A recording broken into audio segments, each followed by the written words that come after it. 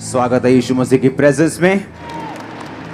पहला शमूएल 30 उसकी 6 आयत को मैं पढ़ूंगा स्क्रीन के ऊपर। नीति वचन 26 उसकी 27 आयत को आप नोट करेंगे। प्रेरितों के काम 12 उसकी 1 से लेके 8 आयत तक, इसको भी स्क्रीन के ऊपर हम पढ़ेंगे। एक बार एक व्यक्ति ने कुछ लोगों से नफरत करता था वो, और उसने आग लगाने के लिए उनके घरों को, क्योंकि वो जंगल के करीब था, तो उसने हवा देखी कि हवा इधर को है और सभी विरोधियों के घर इधर को हैं, तो उसने आग लगा दी जंगल में। और वो जगह जगह आग लगाता गया और आगे बढ़ता गया। जब जंगल में आग लग गई, उसे मालूम हो गया कि अब आग लग गई है, मुझे और आग लगाने की जरूरत नहीं। अगर मैं और आग लगाऊंगा तो खुद जल सकता हूं। तो वो चुप करके बैठ गया और देखने लगा। जब किसी ने पूछा तो आग अब आग क्यों नहीं लगा रहा, क्योंकि उसे मालूम था अब वो आग लगा चुका है और अब आग अपने आप फैलती जाएगी। जैसे जैसे हवा इधर को है तो आग लगती जाएगी। लेकिन नीति वचन 26 उसकी 27 आयत में लिखा, जो गड्ढा खोदे वही उसमें गिरेगा, जो पत्थर लुढ़काए वो लुढ़क कर उसी पर लुढ़क आएगा। उसे यह मालूम नहीं था कि उसने हवा देखकर आग तो लगा दी है, लेकिन हवाओं के ऊपर जो कंट्रोल है वो हमारा परमेश्वर रखता है। अब मैं आपको परमेश्वर का एक दास होने के नाते बोल रहा हूं, जब आग लग चुकी होगी हवा का रुख चेंज हो जाएगा। क्योंकि अगर आप लोग लड़ने वाले नहीं हैं हथियारों से, इसका मतलब ये नहीं है कि तुम्हारा परमेश्वर लड़ने वाला नहीं है। अगर तुम लोग बदला लेने वाले नहीं हो, इसका मतलब यह नहीं है कि तुम्हारा परमेश्वर जो है वो बदला लेने वाला नहीं है। क्रिश्चियन लोगों को हुक्म है कि जस्ट खड़े रहो। आप लड़ते नहीं, इसका मतलब यह नहीं है कि आपका परमेश्वर चुप बैठा है। जिस हवा को देखकर आपको जलाने की कोशिश की गई है, मैं आपको प्रोफेटिकली परमेश्वर का दास होने के नाते बता रहा हूं, वो हवा दूसरी तरफ बहेगी और आप बचाए जाएंगे। आमीन ऊंचे वाला होगा तो ये आपके परिवार के लिए होगा। क्योंकि अगर आप लड़ने वाले नहीं हैं, इसका मतलब ये नहीं है कि आपका परमेश्वर लड़ने वाला नहीं है। हालेलुया। मसीही संदेश को, क्रिश्चियनिटी को दबाने की कोशिश अब से नहीं, 2000 साल से होती आ रही है और आज तक कामयाब नहीं हुई। इस सच्चाई को करप्ट करने की कोशिश की गई, इसको खराब करने की कोशिश की गई, इसको दबाने की कोशिश की गई, लेकिन ये कभी दबी नहीं। इसका कारण यह है क्रिश्चियन लोग लड़ते नहीं, वो अपने खुदा पर भरोसा रखते हैं और उनका खुदा उनको कभी निराश नहीं करता, वो उनको कभी छोड़ता नहीं, कभी त्यागता नहीं। आमीन। लोगों को लगता है कि क्रिश्चियनिटी एक धर्म है। बाइबल कहती है कि एक भी जगह पर ईसाई धर्म का जिक्र तक, शब्द तक बाइबल में नहीं है। क्रिश्चियनिटी एक धर्म नहीं, ये एक सच्चाई है, एक धार्मिकता है, ये परमेश्वर के साथ संबंध है। इसलिए कोई शैतान की ताकत ना रोक पाई थी, ना है, ना कभी रोक पाएगी। जो कुछ भी हो रहा है आप लोगों की भलाई के लिए हो रहा है, सुसमाचार को फैलाने के लिए हो रहा है, आपके विश्वास को स्ट्रॉन्ग करने के लिए हो रहा है। अगर आप बादलों को देख रहे हैं जो आपके सामने मौजूद है, एक आंधी के, एक तूफान के, एक बारिश के रूप में, यीशु मसीह के नाम में वो टाइम आने वाला है जब पूरी तरह से मौसम साफ होने वाला है और आप आगे बढ़ने वाले हैं। आमीन ऊंचा, तो ये बरकत आपकी है। हर एक चीज का बाइबल कहती है एक समय है। बोने का समय, बोने हुए को उखाड़ने का समय, रोने का समय और खुश होने का समय, नाचने का समय, विलाप का समय। बाइबल कहती है हर एक चीज का एक समय है। और बाइबल कहती है कलीसिया इसीलिए परमेश्वर ने बनाई है ताकि आप इस तब ब्लेस होते हैं जब आप परमेश्वर के दिमाग को, उसके प्लान को, उसकी योजना को, जो उसके माइंड में है, आप उसे समझ जाते हैं और उस योजना को धरती पर पूरा करने के लिए आप काम करना शुरू करते हैं। जिस तरह से एक व्यक्ति जो नशे में हो सकता है और परमेश्वर का आत्मा अगर आप उसके साथ संबंध में हैं, हो सकता है वो आपको उस व्यक्ति के लिए प्रार्थना करने के लिए बोले, उसके साथ वचन शेयर करने के लिए बोले, और वो व्यक्ति जब आपकी प्रार्थना और वचन के शेयर करने के कारण बचाया जाएगा, तो इसका मतलब आपने परमेश्वर की मर्जी को पूरा किया। जब चेलों ने कहा कि जिस तरह यूहन्ना ने अपने चेलों को प्रार्थना करना सिखाया, प्रभु यीशु हमें भी प्रार्थना करना सिखा, तो परमेश्वर ने कहा था तुम इस तरह से प्रार्थना करना कि हे पिता, तू जो आसमान में है तेरा नाम पाक माना जाए, जिस तरह तेरी मर्जी आसमान में पूरी होती है धरती पर उतना राज आए। कौन सी मर्जी की परमेश्वर बात कर रहा है? वो मर्जी जो परमेश्वर के दिमाग में है, और किस तरह से वो धरती पर पूरी होगी। बाइबल कहती है, परमेश्वर के आत्मिक नियमों की किताब में से ये नियम है कि परमेश्वर धरती के ऊपर कोई भी काम जो है वो अपने आप नहीं करता। बाइबल कहती है वो कर सकता है, लेकिन आप लोगों को सहभागिता में बनाने का उसका कारण ये था कि आप लोग परमेश्वर के द्वारा ठहराए हुए कामों को करेंगे, और इसी के जरिए ये एक लैडर बन जाएगी, एक कांटेक्ट बन जाएगा कि पीछे लाइट है, आगे बल्ब भी लगा हुआ है, लेकिन जब कनेक्शन ही नहीं है लाइट से बल्ब की ओर, वो इलेक्ट्रिसिटी फ्लो नहीं कर रही, तो लाखों रुपए का बल्ब और पीछे हजारों वोल्ट की रोशनी किसी काम की नहीं। उसी तरह परमेश्वर जो हजारों लाखों करोड़ों और बेहिसाब वोल्ट की जो पावर है, और आप एक बल्ब के समान, रोशनी के समान बाइबल कहती है बुलाए गए हैं, लेकिन जब कनेक्शन आप में और परमेश्वर में नहीं है, आप रोशनी नहीं दे सकते, लोगों को रास्ता नहीं दिखा सकते, परमेश्वर के द्वारा बनाए गए मकसद को भी आप पूरा नहीं कर सकते। बाइबल कहती है जब परमेश्वर आपको बुलाता है तो उसका एक मकसद है आपकी लाइफ के लिए। अब आपको उस मकसद को समझना है जो परमेश्वर के दिल में है आप लोगों के लिए, और जैसे ही आप उस मकसद को समझ के काम करना शुरू कर देंगे, वो इलेक्ट्रिसिटी का फ्लो होगा, आप चमकने लगेंगे, आपकी पर्सनल लाइफ भी ब्लेस होने लगेगी। इसी तरह से मैं ब्लेस हुआ हूं, जिस तरह से आप ब्लेस होने वाले हैं। आमीन ऊंचा तो ये आपके परिवारों तक जा रहा है इसका असर। तो अब मुझे ये बात समझ में आ गई कि मैं इसलिए ब्लेस होता हूं कि सिर्फ इसलिए नहीं कि मुझे एक जीवित कलीसिया में जाकर आमीन आमीन बोलना है, मुझे मास प्रेयर रिसीव करनी है और मैं ब्लेस हो जाऊंगा। इसके लिए परमेश्वर ने आपको नहीं बुलाया। वो मास प्रेयर आपके छुटकारे के लिए है, वो आपको आगे बढ़ाने के लिए है, वो आपको परमेश्वर का असली मकसद दिखाने के लिए है। जब बाइबल कहती है, जब हम शमूएल की पुस्तक पहला शमूएल उसका 30 उसकी 6 आयत को पढ़ते हैं तो लिखा, और दाऊद बड़े संकट में पड़ा क्योंकि लोग अपने बेटे बेटियों के कारण बहुत शोकित होकर उस पर पथराव करने की चर्चा कर रहे थे, परंतु दाऊद ने अपने परमेश्वर यहोवा को याद करके हियाव बांधा। अब यहां पे लिखा कि दाऊद बड़े संकट में पड़ा। रीजन क्या था? कारण यह था कि दाऊद के सारे लोग बंदी बना लिए गए थे, और दाऊद के सारे लोगों को उसके दुश्मनों ने बंदी बनाकर वो ले गए, और दाऊद के अपने लोग उसे पत्थरवा करने की चर्चा करने लगे। अब दाऊद यहां पर बाइबल कहती है कि परमेश्वर यहोवा को याद करके उसने हौसला बांधा, उसने हियाव बांधा। परमेश्वर यहोवा को कैसे याद किया? नाम लिया उसका।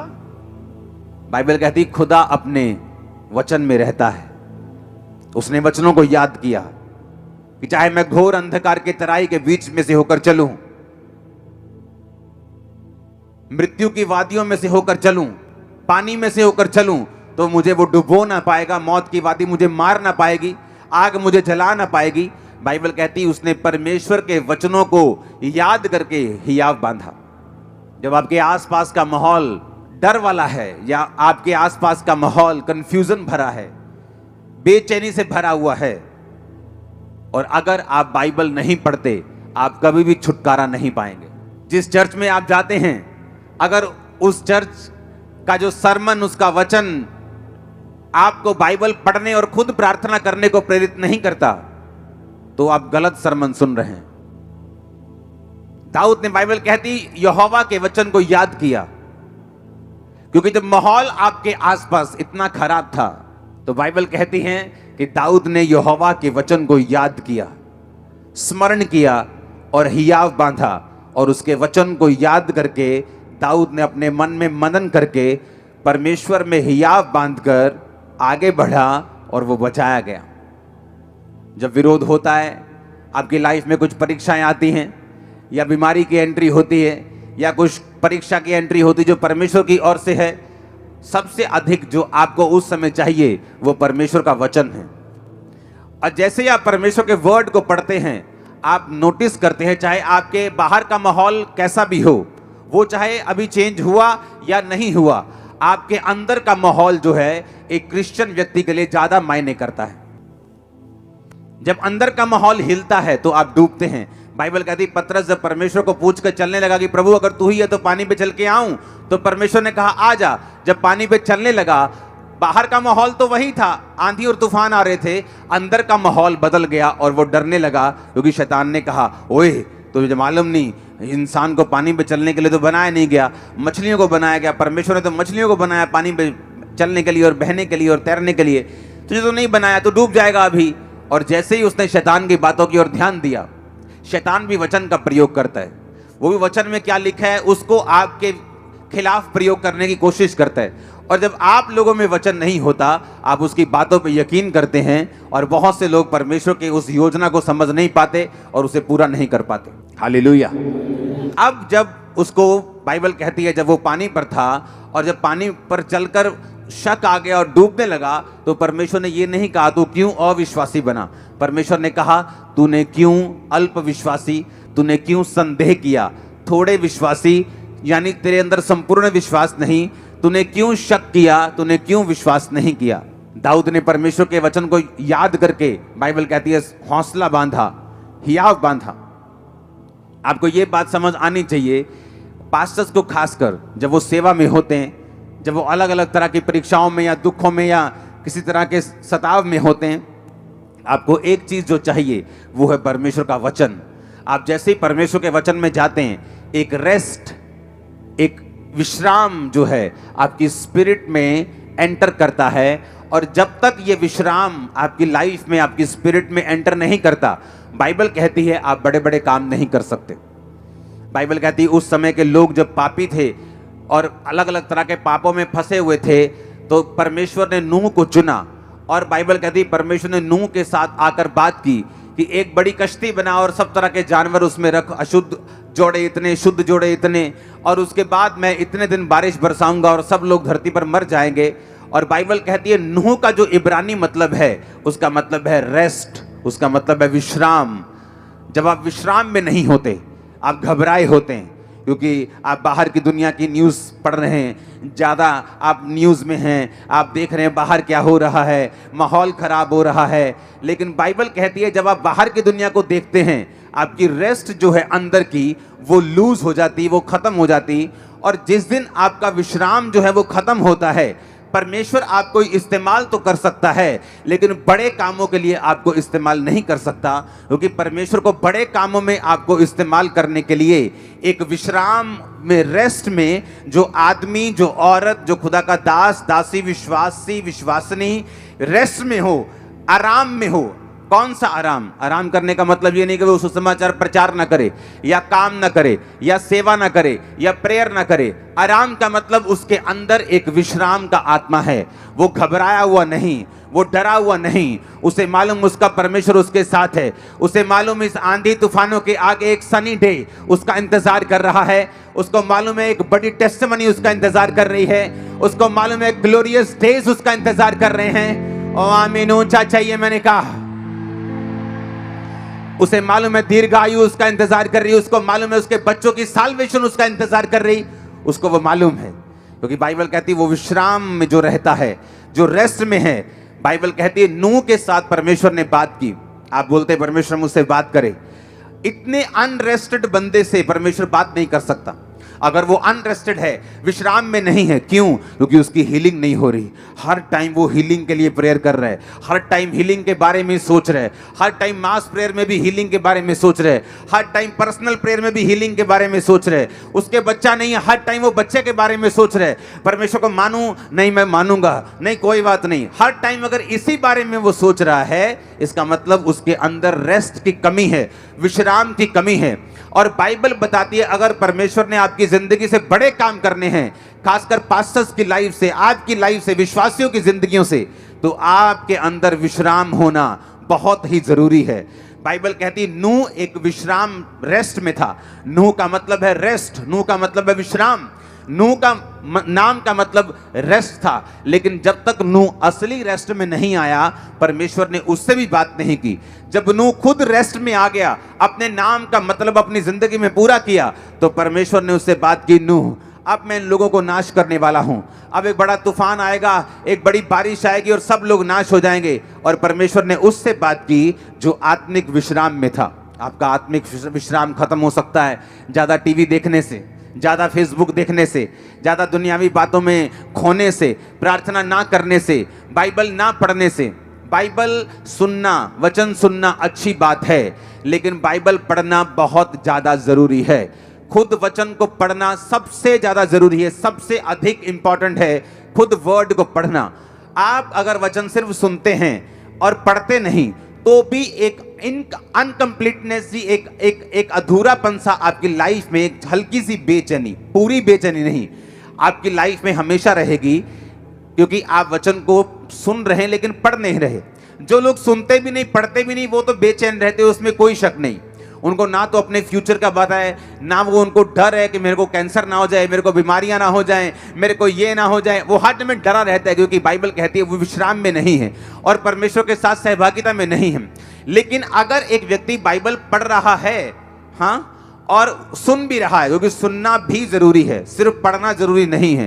क्योंकि अगर आप सिर्फ बाइबल पढ़ते रहें तो बाइबल के प्रकाश आपके ऊपर उतरने बंद हो जाते हैं। अगर आप एक ऐसे व्यक्ति को नहीं सुनते जिसके ऊपर परमेश्वर ने बाइबल के प्रकाशों को किया हुआ है, जब एक प्रकाश पाया हुआ व्यक्ति आपको प्रीच करता है तो सडनली परमेश्वर आपकी स्पिरिचुअल आइज को भी ओपन करता है कि जब आप बाइबल पढ़ेंगे आप भी उसी मसीह के साथ बाइबल पढ़ पाएंगे जिस मसीह के साथ मैं आपको प्रीच कर रहा हूं, जिस मसीह के साथ मैं पढ़ रहा हूं, जिस आत्मिक आंखों के साथ मैं पढ़ रहा हूं।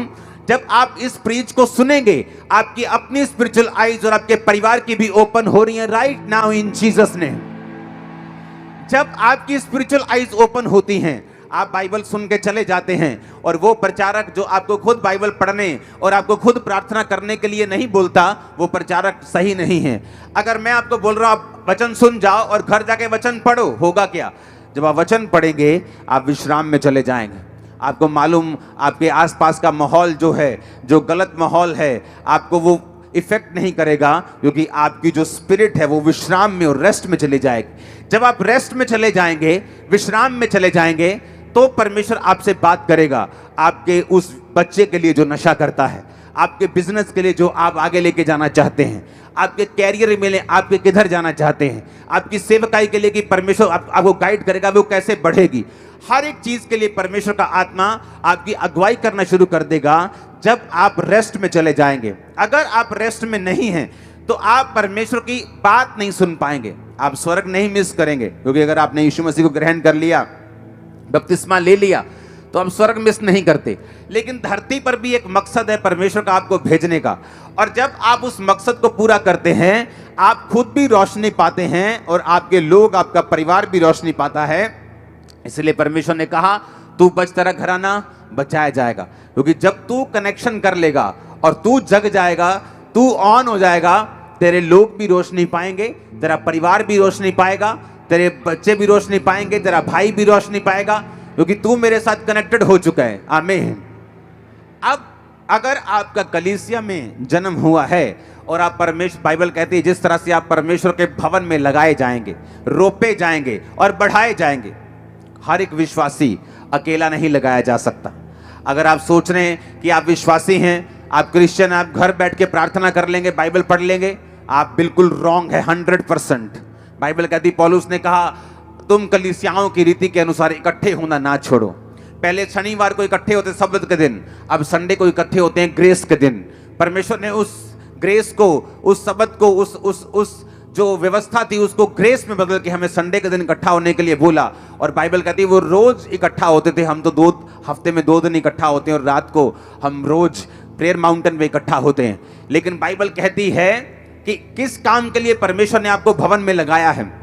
अब हम पढ़ेंगे, जब हम प्रेरितों के काम उसकी 12, उसकी 1 से 8 आयत पढ़ते हैं, तो वहां पे लिखा, उस समय हेरोदेस राजा ने कलीसिया के कई व्यक्तियों को सताने के लिए उन पर हाथ डाले। उन्होंने यूहन्ना के भाई याकूब को तलवार से मरवा दिया। जब उन्होंने देखा कि यहूदी लोग इससे आनंदित होते हैं, तो उन्होंने पतरस को भी पकड़ लिया, और वे दिन अख़मीरी रोटी के दिन थे। उसने उसे पकड़कर बंदी गृह में डाला और 4-4 सिपाहियों के 4 पहरों में रखा, और इस विचार से कि फसह के बाद उसे लोगों के सामने लाएं। बंदी गृह में पतरस बंद था, परंतु कलीसिया उसके लिए लौ लगाकर परमेश्वर से प्रार्थना कर रही थी। अब बाइबल कहती है जब परमेश्वर के एक दास को मार दिया गया, तो कलीसिया को गलती समझ आई कि हमें दासों के लिए भी प्रार्थना करनी है।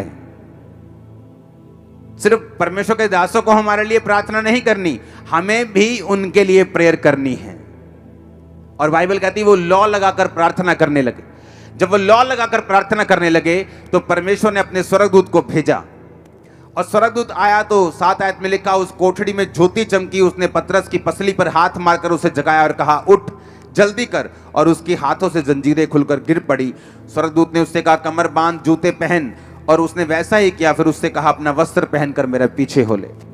और पतरस को अभी भी लग रहा था कि वो दर्शन देख रहा है, लेकिन वो असली में हो रहा था, क्योंकि कलीसिया लॉ लगाकर परमेश्वर से प्रार्थना कर रही थी। अगर वो कलीसिया ऐसी होती, देखती, अच्छा अब पतरस नहीं आया, अच्छा आज हीलिंग मीटिंग नहीं हो रही, अच्छा मैं जा रही हूं अपनी जॉब पर, मैं अपने बिजनेस, मेरी बुआ की लड़की की शादी है, अच्छा आज हीलिंग मीटिंग नहीं हो रही, अच्छा मैं आज नहीं आ रहा हूं, अच्छा आज डिलीवरेंस मीटिंग नहीं है, अच्छा आज नहीं चलता हूं। वो अभी क्रिश्चियन नहीं है, वो जस्ट बाबाओं की तरह एंट्री कर रहे हैं चर्च में। जब बाबा जी हैं, बाबा जी से हीलिंग लेने आ गए, बाबा जी नहीं है तो खत्म। लेकिन बाइबल कहती है वो कलीसिया, जब परमेश्वर का दास उनके बीच में नहीं था तो लॉ लगाकर परमेश्वर से प्रार्थना कर रही थी। ये कलीसिया का काम था। इसीलिए जो प्रेरितों के काम की कलीसिया है वो ज्यादा ब्लेस्ड और आशीषित थी। बहुत से लोग उस कलीसिया में से चुने जाते थे और वो भी लंगड़ों को चलाया करते थे। बहुत से लोग जो थे वो फाइनेंशियली बहुत ब्लेस्ड थे और कलीसिया में अपने मकानों दुकानों को बेचकर अपने पैसों को प्रेरितों के कामों में रखते थे। और कलीसियाएं बहुत जल्दी बढ़ रही थी क्योंकि हर व्यक्ति अपने काम को, अपनी ड्यूटी को पूरी अच्छी रीति के साथ कर रहा था। और बाइबल कहती है वो कलीसिया दरिद्र नहीं थी, उसके पास पैसे की कमी नहीं थी। इमेजिन करो अगर मेरे पास एक मकान है और जब मैं कलीसिया में आया मैंने अपना मकान बेच दिया तो मैं तो फिर गरीब हो गया। तो ऐसे सब मकान बेचते जाएंगे तो सब गरीब होते जाएंगे। लेकिन बाइबल कहती है वो कलीसिया गरीब और दरिद्र नहीं थी। क्यों? क्योंकि जब उन्होंने एक मकान बोया, परमेश्वर ने 2 के रास्तों को, 4 के रास्तों को खोला होगा। और इस तरह से उनको समझ आता गया कि हम जितना बो रहे हैं उतना काट रहे हैं। वो ज्यादा बोते गए, प्रेयर करते गए, मिशनरी कामों के लिए प्रेयर करते गए, अपने दासों के लिए, परमेश्वर के अगुओं के लिए वो प्रेयर करते गए। उनकी प्रार्थना को परमेश्वर सुनता था। उनकी वजह से, दासों की वजह से वो बचाए गए, वो चंगे हुए, उन्होंने मिरेकल्स पाए, ब्लेसिंग ली, साल्वेशन पाई। जब दासों को जरूरत पड़ी उन्होंने प्रार्थना की, परमेश्वर अपने दूतों को भेज, अपनी सुरक्षा को भेज, दासों को छुड़ा। इस तरह से जब हम एक दूसरे के पूरक बनेंगे, जब हम एक दूसरे, जहां मैं कमजोर हूं आप मजबूत, जहां आप मजबूत हैं मैं कमजोर, जहां मैं मजबूत हूं आप कमजोर हैं, हम एक दूसरे के पूरक हैं, एक दूसरे को कंप्लीट करने वाले हैं। जब मैं अपनी जिम्मेवारियां सही से निभा रहा हूं तो मैं ब्लेस्ड हूं। अगर कलीसिया अपनी जिम्मेवारी सही से निभाएगी तो वो ब्लेस होगी। Hallelujah, hallelujah.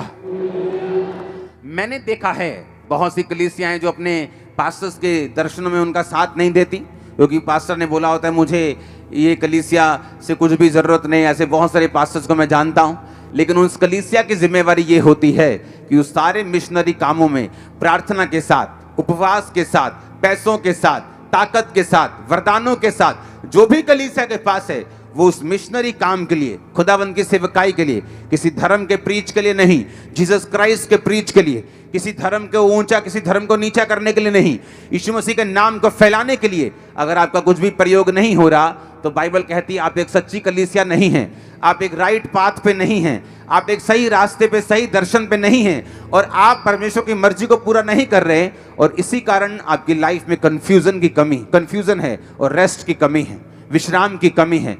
ब्लेसिंग के लिए जोर लगाना पड़ता है, लाइफ अगले लेवल तक नहीं पहुंचती। बहुत से लोग सोचते हैं कि अगले लेवल पे जाने के लिए हमें परमेश्वर की ओर देखना होगा। हाँ, वो तो देखना ही होगा, लेकिन हर टाइम ऐसा नहीं है बाइबल के मुताबिक। बहुत से लोग प्रार्थना करते हैं, परमेश्वर मैं सेम सैलरी पे हूं, मैं सेम अनॉइंटिंग पे हूं, मैं सेम मसे में हूं, मैं सेम वरदान में हूं, मैं सेम इसी बरकत पे हूं। क्योंकि अगले लेवल के लिए अगर किसान बोले कि मैं उसी 1 एकड़ को काट रहा हूं, क्योंकि वो फसल ही, वो बीज ही 1 बोरी को बो रहा है और हर साल 1 बोरी बोता है, हर साल 1 एकड़ काटता है, तो वो सोच रहा है कि मेरी फसल क्यों नहीं बढ़ रही। अगर उसे फसल बढ़ानी है, उसे सैक्रिफाइस करना पड़ेगा। जब फसल उगेगी उसे अपनी फसल में से बीज ज्यादा निकालना पड़ेगा और अगली बार उसकी फसल बड़ी होगी। कलीसिया को यह मालूम होना चाहिए, आपका फाइनेंस का लेवल, आपकी स्पिरिट का लेवल, आपकी अनॉइंटिंग का लेवल, गिफ्ट्स का लेवल, जो कदम आप बढ़ाते हैं उनसे बढ़ता है। अगर आप कदम नहीं बढ़ाएंगे वो नहीं बढ़ेगा, आप कदम आगे नहीं करेंगे वो नहीं बढ़ेगा। अगर आप फैसला लेने में देरी करेंगे आपकी बरकत भी देर से आएगी। आगे बढ़ने की ताकत खुदा ने आपको आपके हाथों में दी है।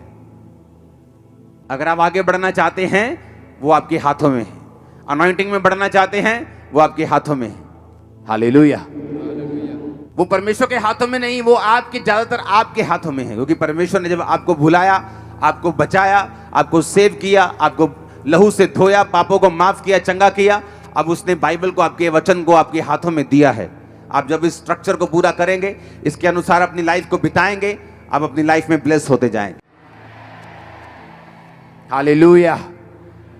अपने पड़ोसी को बोलो वचन को याद कर। अपने पड़ोसी को बोलो वचन को याद करके ही याद बांध। घर जाकर वचन को पढ़ना आपको रेस्ट में लेके आएगा, आराम में। जब आराम आएगा खुदावंद बात करेगा, जब वो बात करेगा वो छुटकारा देगा। जब छुटकारा देगा आपके टेस्टिमनी बढ़ेंगी, बहुत से लोग छुड़ाए जाएंगे। जिन लोगों को परमेश्वर इस्तेमाल करता है उन लोगों की एक निशानी है, वो अंदर से विश्राम में हैं, बाहर से काम में हैं। कुछ लोग बाहर से बहुत विश्राम में दिखते हैं, हम्बल दिखेंगे इस तरह से, ऐसे शो होगा कि पता नहीं स्वर्गदूत ही आ गया आपके बीच में। उनकी बोली हाँ ब्रदर जी, लेकिन अंदर से वो विश्राम में नहीं, अंदर से डर रहे हैं वो। और कुछ लोग बाहर से कड़क हैं लेकिन अंदर विश्राम में हैं और वो ज्यादा काम कर रहे हैं। जब अंदर विश्राम नहीं और बाहर विश्राम है तो उल्टा हो गया। इसलिए वो देखने में, सुनने में तो अच्छे लगते हैं लेकिन फ्रूटफुल नहीं, रिजल्ट नहीं।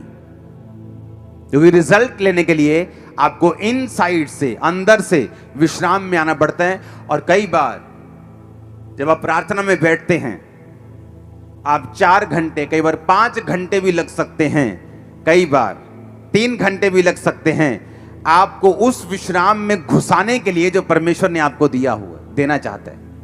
आप जस्ट कई बार 1 घंटे की प्रार्थना, धन्यवाद प्रभु जी ये मंगा, और राशन लिस्ट देके कई बार आप विश्राम में प्रवेश नहीं कर सकते। हालेलुया। कई बार जब मैं अपने प्रेयर रूम में जाता हूं तो कई बार परमेश्वर का आत्मा मुझे बोलता है तू सो जा पहले। मैं जस्ट जाते ही सोता हूं पहले, कई बार, हर बार नहीं। और 2 घंटे बाद जब मैं उठता हूं, मुझे कुछ भी करने की जरूरत नहीं। ऐसे होते जैसे स्वर्गदूत ने सामने कॉपी रखी है और वो प्रेयर पॉइंट्स देते हैं। जस्ट उस प्रेयर पॉइंट से जब प्रेयर होती, रिजल्ट आने शुरू होते। मैं आपको सीक्रेट दे रहा हूं, वो एक ऐसी प्रार्थना में पोजीशन है, जो निशानेबाजी करते हैं लोग वो समझेंगे कि आप हड़बड़ी में निशानेबाजी नहीं कर सकते। आप भाग भाग के निशानेबाजी, एक चीज, बड़ी चीज पे निशाना लगा सकते। अगर आपको पिन पॉइंट जिसे बोलते हैं बुल्स आई, जैसे कि वो आंख पे निशाना लगाना है, तो आपको अपने आप को बिल्कुल स्थिर करना पड़ेगा। अपनी कंप का भी जो हाथ की है उसे भी कंट्रोल में करना पड़ेगा। आप जब प्रेयर रूम में जाते हैं, जस्ट वेट करो, आप थैंक करो, आप प्रेज करो, आप कोई गीत सुनो परमेश्वर का, बाइबल पढ़ो। लेकिन एक ऐसा टाइम भी आता है जब परमेश्वर आपको झिला देता है, आपको एक्टिव कर देता है। उस टाइम फिर जो प्रेयर होती है वो बेस्ट प्रेयर होती है और वो रिजल्ट लेके आने वाली होती है। और कई बार मेरे लोग मुझे देखते हैं, मैं प्रार्थना रूम में गया हूं, मैं आया ही नहीं हूं रात भर, मैं 6-8 घंटे बाद आया हूं, 10 घंटे बाद आया हूं। क्योंकि वो टाइमिंग बड़ी इंपॉर्टेंट होती है, जिस टाइम में परमेश्वर का आत्मा आपको स्थिर करता, हिलाता है। जिस तरह स्वर्गदूत आकर पानी को हिलाते थे, और जब पानी हिलने के बाद जो लोग जाते थे वो हील हो जाते थे। इन प्रैक्टिकल बातों पे अमल करो, जो आपको बताया गया इसको फॉलो करो। लाइफ सेम नहीं होगी, लाइफ सेम नहीं होगी, मैंने कहा। आमीन। जो भी आपको बताया गया उसे कवर करो। और यही, इन्हीं चीजों में आपकी ब्लेसिंग है, इन्हीं चीजों में आपकी आशीष है, कि जो परमेश्वर की राइट नाउ नीड है, उसके लोगों को जो जरूरत है, उसके अनुसार प्रेयर में जाना, ये आपको चाहिए। आमीन। और जब उसके अनुसार हम प्रार्थना करेंगे, हम बचाए जाएंगे, हम ब्लेस्ड भी होंगे। उसके अनुसार प्रार्थना करेंगे, परमेश्वर हमारी दिक्कतों को भी दूर करेगा, वो बीमारियों को भी दूर करेगा। क्योंकि एक्चुअल में परमेश्वर ने जो कुछ भी आपको देना है वो अपनी मर्जी से देना है, और अपनी ग्लोरी के लिए देना है, और अपनी महिमा के लिए देना है, उसके नाम को ऊंचा करने के लिए देना है। God bless you all. वो आपको सेम ना रहने दे। आमीन। ऊंचा, ये बरकत आपकी है।